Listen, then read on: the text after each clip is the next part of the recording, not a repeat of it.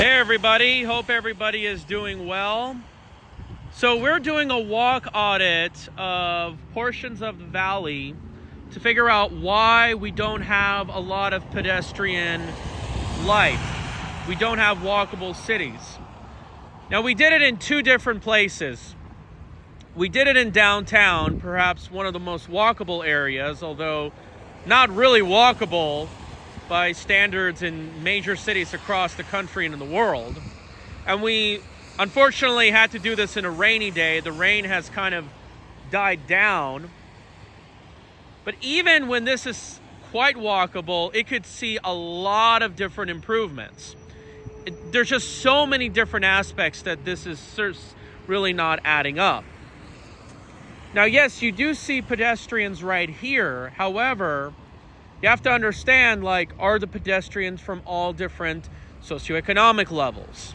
Okay, that's another thing.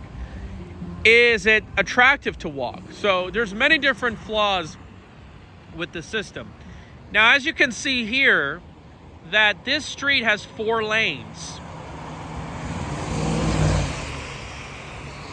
But not a lot of these lanes are necessarily used very well. You could see here, look at now this is a 2-lane street. We're on 7th and Stewart right here. Okay, now there's many different ways that we can actually improve this system. Now, for one, we can basically, many studies have shown that when you have roundabouts, you need fewer lanes. In other words, you don't need 4 lanes. You can essentially reduce it to 2. Roundabouts also add more landscaped areas, less asphalt, which makes pedestrian life more attractive. Not to mention, crossing the street is actually a lot more attractive in many ways. I mean, you could do one-way traffic, and there has been some streets that have done that. However, let's not kid ourselves. One-way streets does have its issues. Now, notice how it's a rainy day. If you had planted trees, and there's pros and cons to it in our desert climate, that it could make pedestrians not experience so much rain, and it could provide some shade. But there is not too many trees. I mean, there's some, it could be better. You could see right here. Now, when you have roundabouts, when you reduce the number of lanes from 4 to 2, you can now make more rooms for possibly larger sidewalks, maybe a bike lane. See, we do have bike lanes, but they're not protective bike lanes. And remember, a lot of this asphalt, it's certainly not being used effectively. And then lastly, but not least, I want to show you the buildings, because that's another factor. Because you can say, well, look at this building. This building is right up front to the street. This is an apartment building right here. It says utilities included. See a lot of colors out here. It's kind of interesting, but then again, the design is not all that attractive. You can say there's a lot of blank walls, kind of the bluish, grayish walls. But you can see here, there's windows up front of the street. You can see some balconies. And that does help to an extent. It can be better, although it's preferred to have ground floor retail. There's a parking lot across the street. That's a no-no. There's an empty lot across the street. That's a no-no. We have a lot of empty lots across this downtown. And then look at this. There's this unattractive parking structure. I believe it's for the El Cortez Hotel or something like that. And then there's another empty vacant parking lot. There's all these, even literally side street parking that is not being used. And look right here, there's a bike lane, but again, it's not all that safe. Why? Because as you can see, not only there's a lack of protection, but somebody can actually just do this. They can open their door and then literally can hit the cyclist. So it's not very, very safe at all. So you let me know what you think. All right, everyone, we see the construction of the bus rapid transit system that's going to go along Maryland Parkway by the airport all the way to the heart of downtown. you could see all of these puddles, man. You see, this is one of the issues here, the flood control here.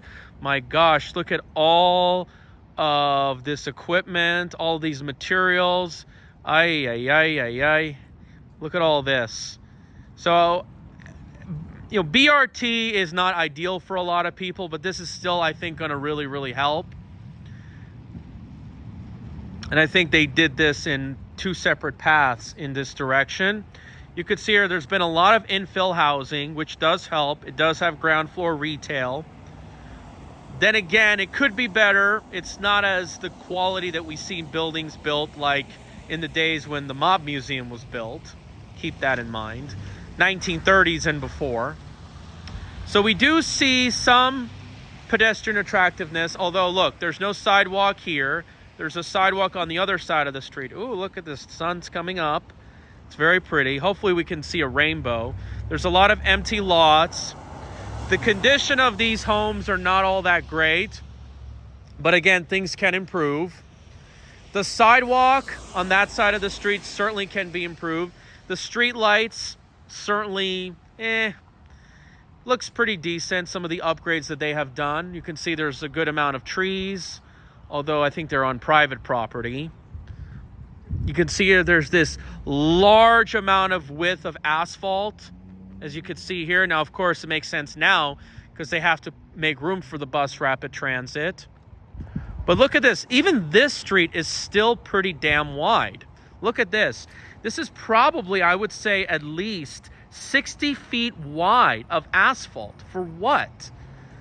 You literally, and then we wonder why cars speed so fast and people often get hit and even killed. Because really what you need is about, I would say, let's see here, 7 times 4, probably about 35 feet of asphalt space. And then probably about another 30 you could use for sidewalks and possibly bike lanes and so forth. So you could really change this up. You can put a median, you can put a bike lane. And then look at these buildings. Now, I think these infill housing, which helps, a low setback, does help. But then look at this. You have these ugly panel garage doors in the front. You know, at least what they could do is have the ground level possibly raised up a little bit for some privacy, and you walk up a few steps like those brownstones they have in these old cities. But their design or ornamentation, it could be better. It's very questionable. This side is a little bit better, as you could see here. But again, there's a lot of different improvements. And when you look at all of this, certainly it makes you want to ask, this is why a lot of people just don't want to move here. This is why they like all the other major cities across America. So you let me know what you guys think about this walk audit that we're doing right now. Look at this. And I forgot to mention, yeah, there are some alleys. That's one thing for sure. But the other thing I wanted to talk about, which the alleys do help in terms of trash collection, car storage, and everything. But if you're trying to have a street that is 60 feet wide about in terms of asphalt, then your buildings have to be tall enough to kind of have the width and height ratio that is attractive for pedestrians. Keep that in mind. All of that does definitely matter. Look at these beautiful clouds. All right, everyone. We are on the outskirts of the Las Vegas Valley. This is Rainbow Boulevard, and I think the edge of this street is Star Avenue. Only a matter of time. They might extend Star Avenue to the other side. But as you can see here, there's a school bus that's releasing children. So they have all this transportation. But as you can see here, this part of the valley is less walkable. So when we want to bring walkability, we have to design our streets in a way that was more common 80, 90 years ago that I just showed you in downtown area. Even though it had its issues, their layout, particularly their grid, the width, the building setup, everything was generally better than what we have here. Keep that in mind. Now look at all this massive asphalt we have here. Now remember, they provide all this space, all these multi-lanes is because they project that there's going to be more car traffic, but also it's the code that is in mind. Now, me and my buddy, we go to the Office of Traffic Study, Public Works, whatever, and the thing is that we've asked them some requests, but they give us a very grumpy, unpleasant response because, again, they are responsible for the status quo problem. Now, you can see here there's all this vacant land. We are literally on the outskirts, so physically there's still a lot of land left. I know there's some mountains and hills blocking it, but then again, you know, there's more valleys and more land on the other side of the mountain. So this is basically on the outskirts. Now, keep in mind, though, a lot of this land is federally owned land, but there's a lot of proposals, there has been for years, to expand more federal land to allow more of this development. But even though many of you may not like development on the outskirts, here's where the problem is. Look at these homes. You would think in the outskirts we'd have pretty much large lot homes with all this space, which is why we need a lot of cars and we're so dependent on them. But look at this. These homes are tiny lot homes. These detached homes are comparable lot sizes to what we see in downtown. In fact, in many major inner city areas across the country. And yet these are very car dependent. Look, you have all these fences and gates and walls. It's very difficult to get in and out like a maze. All these cul-de-sacs. Give me a break, as you can see right here. But again, the status quo is still happening. Look, this is such a joke, folks. It's 35 miles an hour. They tell you the speed limit, but you got people that are literally hitting the gas at 55 miles an hour. I know my camera is shaking a little bit. Right now, the temperature is 50 degrees. I think this is one of the coldest days we've experienced since March and April. So I don't know if you don't know, but we're not always warm here. We do have a cool and can get cold period from November to April. But like, as you can see here, look, a stop sign. You really think somebody's going to stop? No. But nevertheless, there's no medians right here to make left turns more efficient. You don't see any roundabouts. All those two things which can attract pedestrians, which would require fewer lanes, which would require more efficient car traffic flow. But remember, the heart of the issue that I wanted to talk about this road is, again, they are trying to mix a highway or road and a street into one. That's the most dysfunctional part about all of this, and you can see it fails to do both because people cannot cross comfortably. It's not a street that unites the community. It brings a sense of neighborhood feel, and it fails to offer high speeds. Now, why do we have this system? Well, I'm going to upload a video about this. Is because they're too lazy to make a transition. You see, these developments are done in a very scattered fashion. So one pile of land is built, usually large-scale, single-use developments in a very scattered fashion. And then you have these two-lane roads that connect to these areas. And rather than converting these roads into streets and then separating the fast-moving traffic in a freeway, highway, or whatever, they just try to basically mix the two, which is very, very dysfunctional. Which they put businesses along the side. They don't want to reduce the speed, but again, it fails to do both. So this is how you end up with stroads, believe it or not. But again, the plan is to do more of the status quo. It's more of the same BS. Oh, look at this beautiful sunset. It's more of the same problems that we have with congestion, costs, everything. I mean, look at this. You are paying for this son of a gun crap. The county commissioners, 6-1, voted to extend the gas tax. Well, where's the money going to go? It's going to fund to maintain and build all of this. Look at this.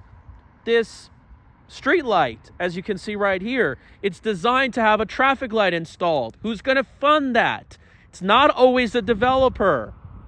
It's you, the taxpayer, and it's costly. All these utility lines, you name it. All of these environmental impacts, social, cultural, beauty, health impacts, the list just goes on. the dependency on low gas prices.